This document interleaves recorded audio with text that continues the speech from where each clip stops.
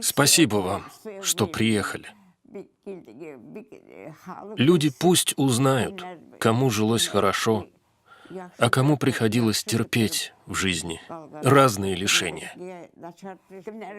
Хочу поблагодарить организаторов выставки за их труды и за то, что они поставили своей целью довести до людей, как жили раньше и как жертвовали собой ради своей веры. Отдельные слова благодарности хочу выразить нашему муфтию, Равилю Хазрату. Он не забывает нас, не забывает наш род, делает много, чтобы люди знали про нас.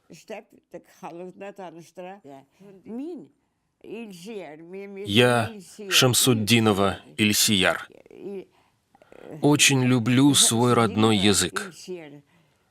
Я долго прожила на свете, много видела хорошего и плохого. Мне уже 97 лет.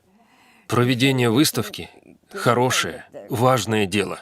Пусть люди узнают, какие тяготы нам и нашему народу, священнослужителям, их родственникам и близким пришлось пережить. Им приходилось очень тяжело. Когда забрали моего отца, я его уже больше не видела, так и расстреляли его. Никаких сведений о нем до нас не дошло. Мне тяжело говорить. Я пережила много горя. Меня постоянно обзывали дочерью врага народа. Так и говорили. Не имеете права сидеть среди нас, дочь врага народа. Это сейчас легко говорить об этом. Тогда столько слез было пролито. Мы в товарных вагонах с сестрой Дильбар поехали в Потьму для свидания с мамой. Она там в это время находилась в лагере.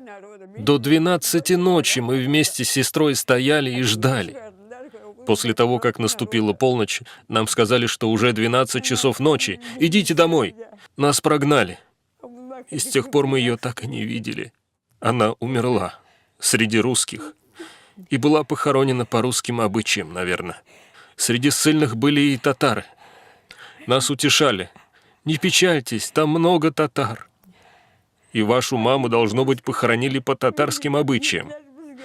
Я не знаю. Хочется в это верить. Сколько я ходила в поисках работы и не могла ее найти.